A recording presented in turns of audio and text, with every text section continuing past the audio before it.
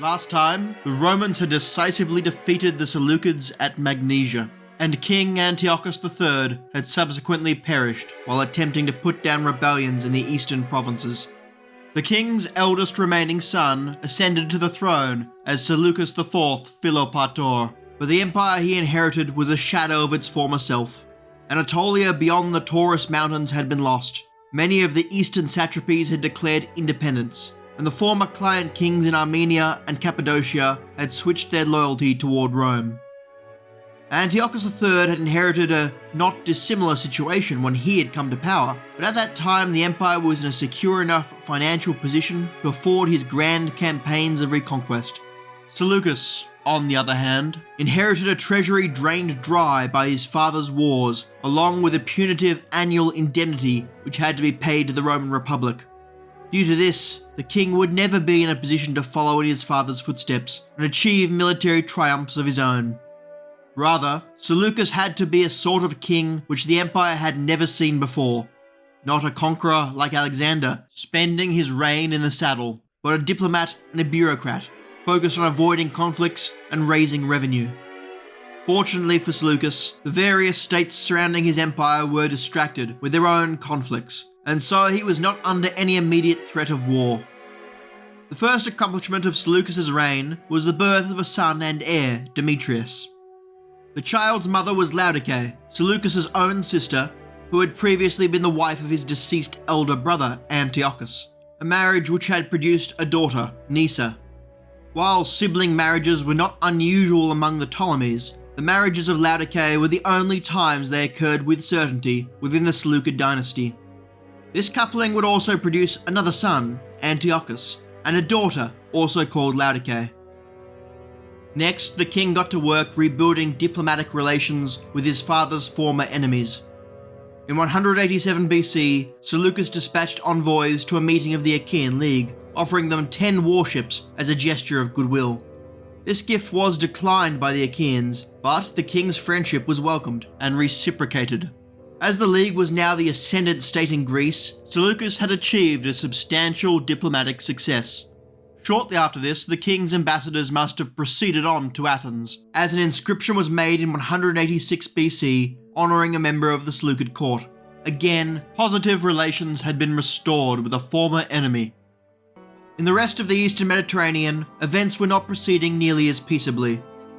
With the Peace of Apamea, the Romans had assigned vast swathes of Anatolia to the kingdom of Pergamon, including territories which were claimed by other states.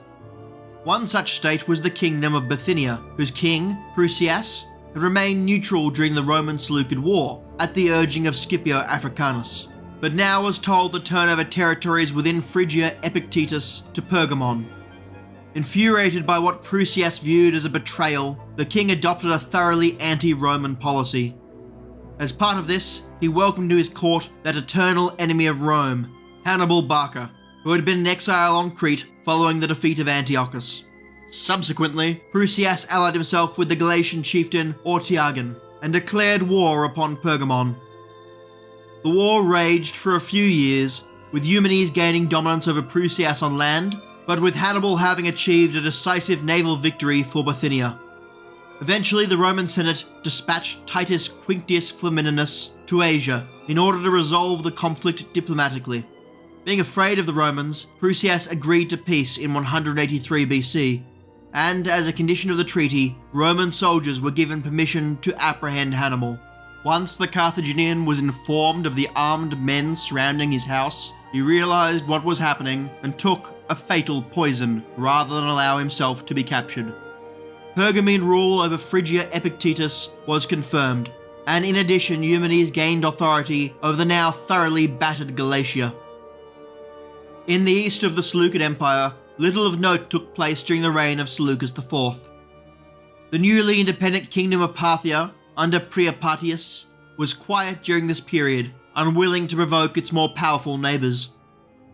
However, Bactria, under King Demetrius, began a period of great expansion, but fortunately for Seleucus, the Bactrian kings were eastward looking, launching campaigns across the Hindu Kush, where the once great Morean Empire was in its death throes.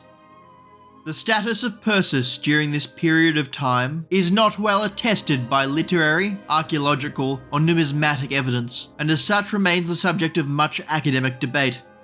For some time, a local Persian dynasty, the Fraterarcha, had administered the region on behalf of the Seleucid government. The extent of the power of these rulers is an ongoing question, and few unequivocal statements can be made, but it may be stated generally that the extent of their autonomy had been growing, and in the aftermath of Magnesia, it is possible that they were now fully independent. The only conflict in which the Seleucid Empire engaged in the east came in 183 BC, when the governor of Susa had to fight some sort of battle, but no details are known. It is possible that the local Elamite peoples, emboldened by their killing of Antiochus III, tried and failed to gain their own independence, but this is purely speculative.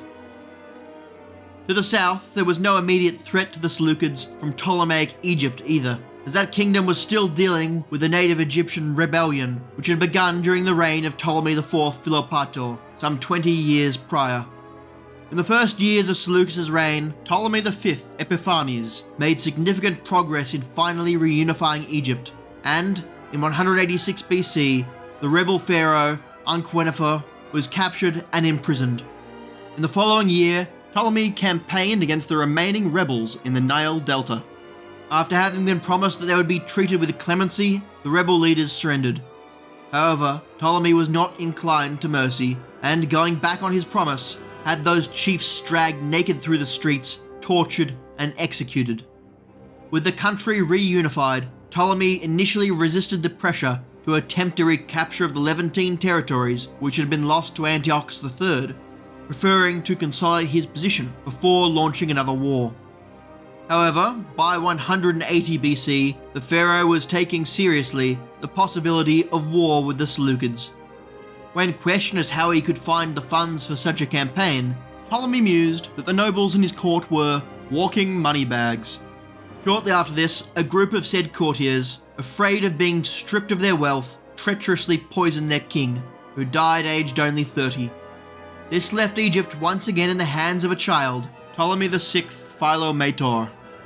His mother, Cleopatra Syra, was a younger sister of Seleucus IV, and as queen regent, she expressed no interest in carrying out her deceased husband's planned war against her homeland. Once again, Seleucus had fortuitously found himself safe from foreign invasion. One of the states which had begun to rise to prominence in this period was the Kingdom of Pontus, located on the northeastern coast of Anatolia. After a failed attempt in 220 BC, Pontus had finally annexed the city of Sinope in 183 BC, which raised the ire of Pergamon and of Rhodes, who sent envoys to Rome in order to report on the matter. Tensions continued to increase until, in 181 BC, Pharnaces of Pontus launched an invasion of Galatia, which Pergamon had only so recently acquired. A force 10,000 strong laid waste to the region, and preparations were made to next invade Cappadocia, which was now a Pergamene ally. Prior to this invasion, Pharnaces had contacted Seleucus IV in order to seek his aid in the conflict. The Pontic king thought he could persuade Seleucus to join his side, as, after all, the Italids had long been a great enemy of the Seleucids. However, Pharnaces proved unable to convince the Seleucid king, and resorted to simply offering 500 talents in exchange for his assistance. This proved far more alluring to the cash-strapped monarch than any talk of old grudges and military glory. For the first time in his reign, Seleucus raised an army and marched north to join the war. Yet, upon coming to the Taurus Mountains, the king's nerve failed him and he withdrew, claiming that he did not wish to break the provisions of the Peace of Apamea. Pharnaces, without Seleucid aid, was defeated by Eumenes and was forced to surrender all of his conquests with the exception of Sinope. In 179 BC, Philip V of Macedon died of grief after having executed his second son Demetrius in the previous year. He was succeeded by his eldest son Perseus, who deeply detested the Romans and immediately began laying the groundwork for a new war against them. Seeking to make an alliance with yet another former foe, Seleucus wasted no time in offering up his daughter Laodice to serve as Queen of Macedon. Perseus readily accepted this proposal, However, the Seleucid navy was forbidden by the Peace of Apamea from sailing west beyond the Sarpedonian promontory, so another method of conveying the princess would have to be arranged. The Lycians had recently complained to Rome about being mistreated by their new Rhodian overlords, and in response the Romans had ruled that Rhodes must treat Lycia not as its own territory, but as an ally. This was viewed as a betrayal by the Rhodian public, who began to regret their previous support of Rome. Perseus pounced upon this, providing a large amount of fine Macedonian wood for the refitting of the Rhodian navy, and in return, the Rhodians agreed to escort Laodice from Syria to Macedon. A great show was made of this procession, with each sailor in the Rhodian convoy being gifted a golden tiara to wear. The wedding which followed was a grand affair, with the recently crowned Prusias II of Bithynia also being married to Perseus' sister, Apama. Seleucus had achieved yet another diplomatic victory. Around 178 BC, the crown prince Demetrius had passed the age where he was considered an infant in Greek and Roman culture, and so the Senate demanded that the boy be sent to Rome to serve as a hostage. Seleucus had by this time failed to pay off all of his required indemnity installments to Rome, so, not seeking to provide any further provocation, agreed to this request and shipped his eldest son off to the west. The king was left with only his youngest son Antiochus, who was about 2 years of age. Now that the Romans had obtained a much more valuable hostage, they released Seleucus' younger brother, Antiochus, who had been held since the Peace of Apamea a decade earlier. The prince was in no hurry to return to his brother in Syria, and instead took up residence in Athens. In 175 BC, there had been some minor turmoil in Jerusalem. The Jewish city had been brought into the empire by Antiochus III, who had gratefully provided materials and funds for the upkeep and improvement of the Second Temple. The city continued to prosper during the reign of Seleucus IV, during which time it was led by the high priest Onias III. However, a political rival of Onias, Simon the Benjamite, who was an official of the temple, sought out Apollonius of Tarsus, the governor of Colle, Syria, and told him that the treasury of the temple was overflowing with innumerable amounts of gold. Apollonius dutifully passed his information on to Seleucus.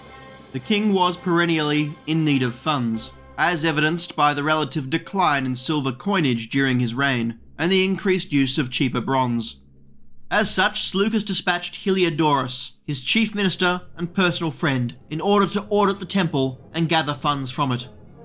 Once the vizier arrived in Jerusalem, he quickly learned that Apollonius had been lied to, as the temple contained just 400 talents of silver and 200 of gold, a modest amount compared to what had been promised by Simon.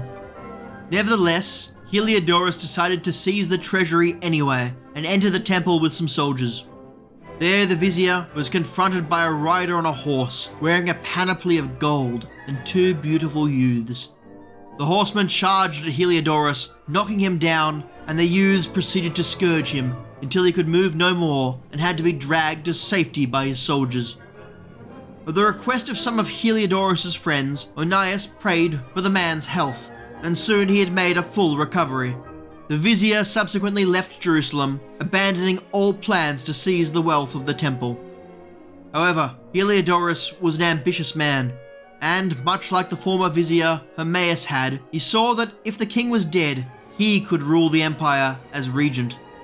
So the vizier formed a conspiracy against the king, and on the 3rd of September 175 BC, Seleucus IV was murdered, with his youngest son, Antiochus, established on the throne as a puppet. Seleucus IV Philopator is a king who has been oft maligned by historians, both ancient and modern. It is understandable why, for he fought no great battles, he constructed no memorable public works. He was a thoroughly forgettable monarch. But then it is somewhat unfair to expect these things for a ruler in his position. The empire had just been through years of war, the treasury was empty, and the possibility of further conflict with Rome loomed as an ever-present threat. What Seleucus was able to accomplish was détente with former foes of the empire, stabilisation of the financial situation, and to maintain a long period of peace within the kingdom for the first time.